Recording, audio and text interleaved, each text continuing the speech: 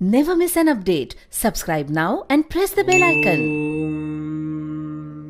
नमस्कार मित्रों, हम पढ़ रहे हैं श्रीमद् भगवद गीता स्वामी अर्गड़ानंद जी महाराज द्वारा लिखा गया टीका अध्याय 10 श्लोक संख्या 40, जिसमें श्री कृष्ण अपने स्वरूप का वर्णन करते हुए कहते हैं कि नातोस्ति मम दिव्यानाम विभूतीनाम परंतप एष तु द्वेषतः प्रोक्तो विभूते स्वीतरो मया। परंतप अर्जुन, मेरी दिव्य विभूतियों का अंत नहीं है। अपनी विभूतियों का विस्तार तो मैंने संक्षेप में कहा है, वस्तुतः वे अनंत हैं। इस अध्याय में कुछ ही विभूतियों का स्पष्टीकरण किया गया है, क्योंकि अगले ही अध्याय में अर्जुन इन सबको देखना चाहता है। प्रत्यक्ष दर्शन से ही विभूतियां समझ में आती हैं। विचारधारा समझने के लिए इसी से थोड़ा अर्थ दिया गया।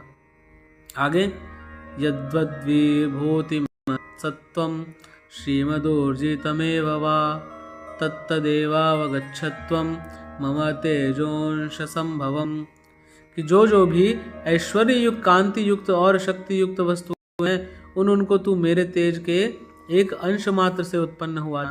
अथवा बहुनैतेन किम ज्ञातेन तवार्जुन विष्टभ्याहमिदं कृत्स्नमेकांशेन स्थितो जगत, कि अथवा अर्जुन, इस बहुत जानने से तेरा क्या प्रयोजन है।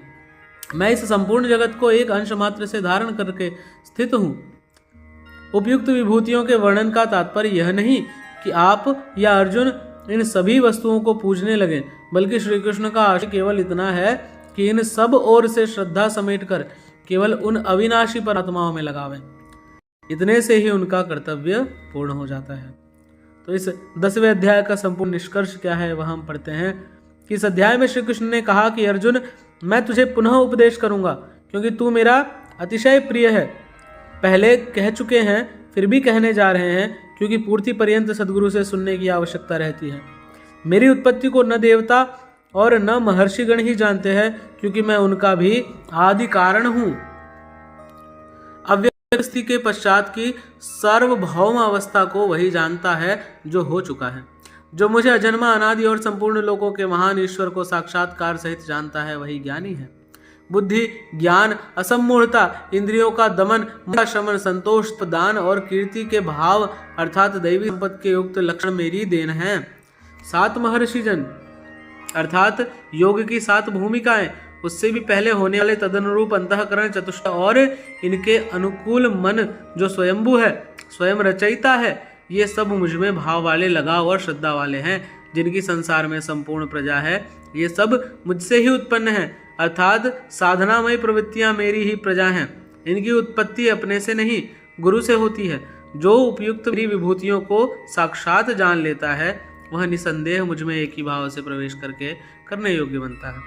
अर्जुन, मैं ही सबकी उत्पत्ति का कारण हूँ, ऐसा जो श्रद्धा से जान लेता है, वे अनन्य भाव से मेरा चिंतन करते हैं, निरंतर मुझमें मन, बुद्धि और प्राणों से लगने वाले होते हैं, आपस में मेरा गुण चिंतन और मुझमें रमण करते हैं। उन निरंतर मुझसे संयुक्त हुए पुरुषों को मैं योग में प्रवेश कराने वाली बुद्धि प्रदान करता हूँ।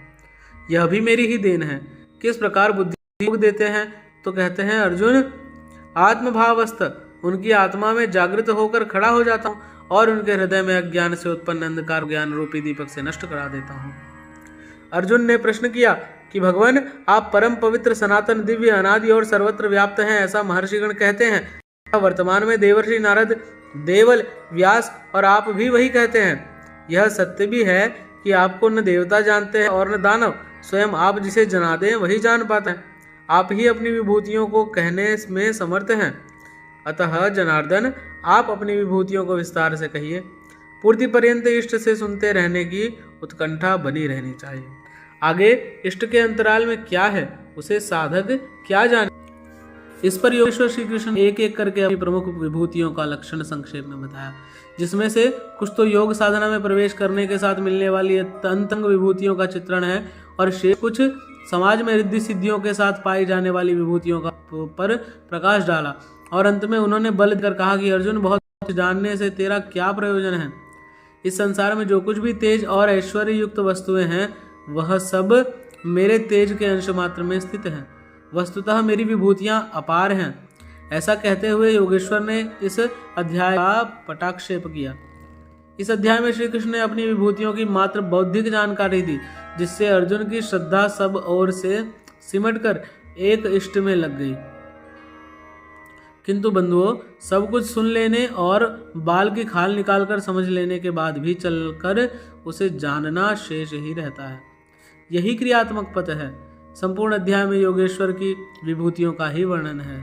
अतः ओम तत्सदिति श्रीमद्भगवद्गीतासु उपनिषत्सु ब्रह्मा विद्यायां योगशास्त्रे श्रीकृष्णार्जुन संवादे विभूतिवर्णनं नाम 10मोऽध्यायः। इति श्रीमद्परमहंस परमानंद श्रेष्ठ स्वामी अड़गड़ानंद कृते श्रीमद्भगवद्गीतायाः यथार्थगीताभाष्ये विभूतिवर्णनं नाम 10मोऽध्यायः। हरि ओम तत्सत्।